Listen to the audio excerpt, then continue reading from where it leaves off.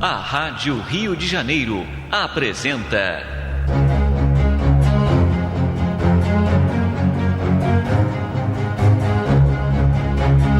a atualidade da mensagem de Chico Xavier.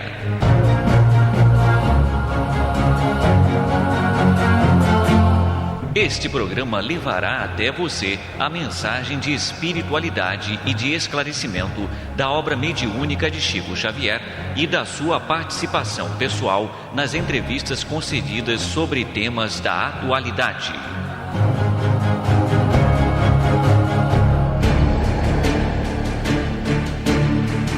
O nosso programa de hoje relembrará temas como religião, pureza doutrinária e justiça social, dentre outros, abordados pelo nosso irmão Francisco Cândido Xavier na década de 70.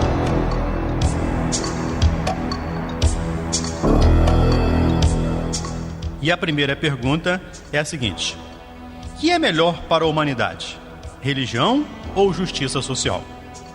E o médium mineiro, com toda a sua atualidade e simplicidade, responde: em que pese o nosso profundo respeito às conquistas humanas que visem ao aprimoramento da vivência social do homem na face da terra, desejamos relembrar que as lutas pela justiça social muitas vezes têm suas conotações com a rebeldia e com a violência.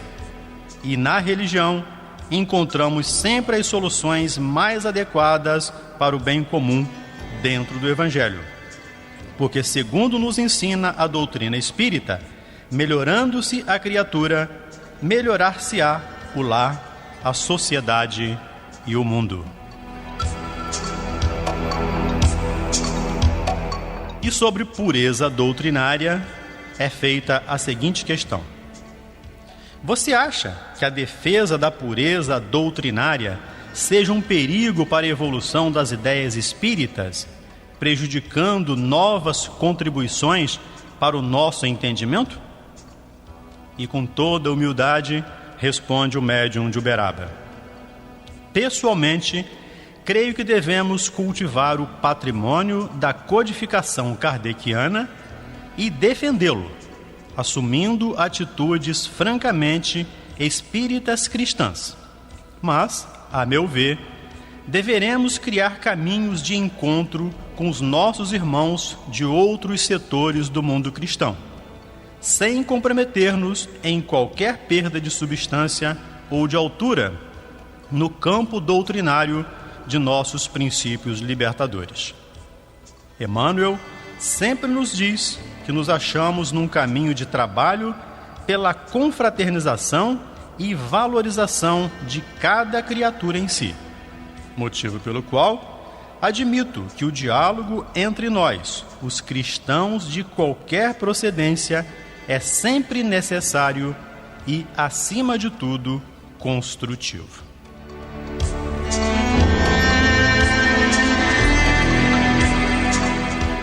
E em torno do seu trabalho mediúnico, como todos sabemos, cresceu vigorosa unidade de pensamento espírita, a ponto de, sem qualquer bajulação, poder ser afirmado que passou a ser um padrão de aferição.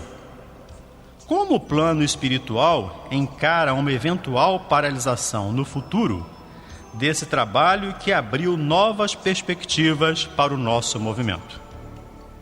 Com toda humildade, responde o nosso Chico Xavier: não posso imaginar-me como peça essencial nesse trabalho a que você se refere.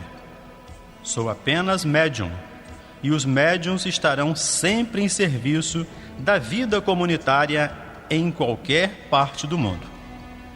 A paralisação a que você se reporta, a meu ver, nunca surgirá, porque a doutrina espírita não é uma revelação estanque, e sim uma oficina dinâmica de progresso e aperfeiçoamento geral.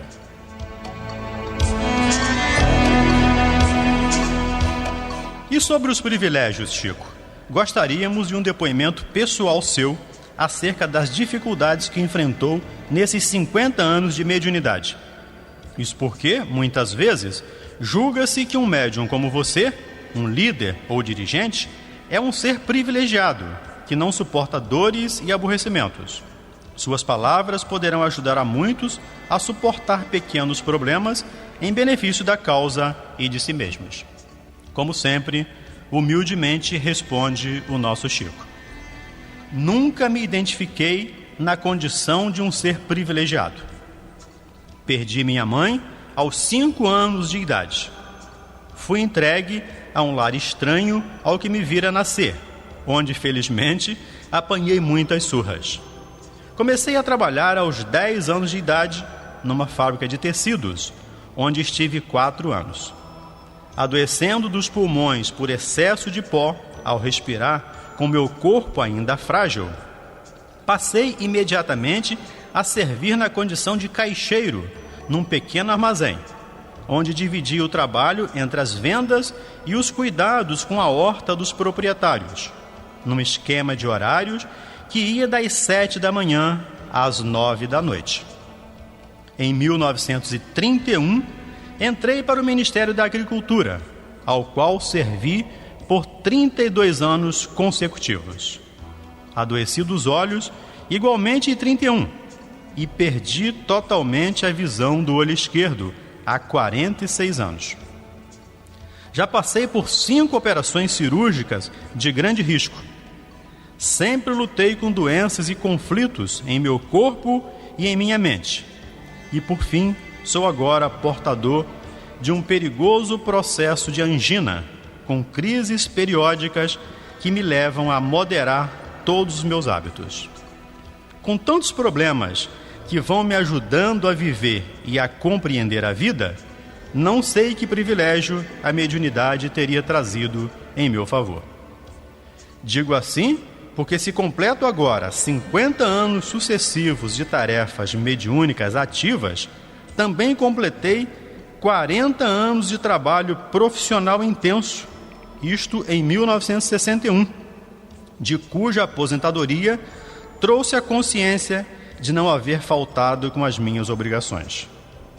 E pode crer você que, falando a nosso Emmanuel sobre isso, ele me disse não ver qualquer vantagem a meu favor, porque apenas tenho procurado cumprir o meu dever. E reconheço de minha parte que os meus deveres são imperfeitamente cumpridos.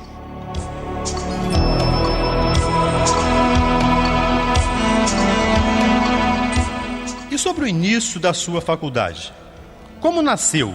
Ou melhor dizendo, como você percebeu essa tarefa mediúnica? Responde Chico. Eu tinha 4 anos de idade, quando meu pai e minha mãe, em determinado diálogo, manifestavam opiniões diferentes a respeito de certa pessoa, quando ouvi a meu lado uma voz que esclarecia o assunto a favor da pessoa que era lembrada. A voz transmitia palavra de tal modo estranha para mim. Meu pai também se assustou bastante quando me viu transmitir aquelas palavras e chegou a pensar que eu teria sido uma criança trocada em alguns dos atos religiosos que ele e minha mãe frequentavam na condição de católicos, que sempre foram. Depois disso, depois da desencarnação de minha mãe, comecei a vê-la por várias vezes no fundo do quintal da casa da senhora que me recolhera, antes do 2º casamento do meu pai. E então, daí para cá, entrei num campo de intercâmbio com o mundo espiritual que eu, francamente, não estranhava, porque na condição de criança, eu não trazia no cérebro nenhum conflito mental com respeito ao antagonismo das filosofias, de crenças religiosas e considerava as visitas do espírito de minha mãe acontecimento simples e natural. Somente depois comecei a perceber que estava num campo que as outras pessoas desconheciam. Muito obrigado, muita paz e até o nosso próximo programa. A Rádio Rio de Janeiro apresentou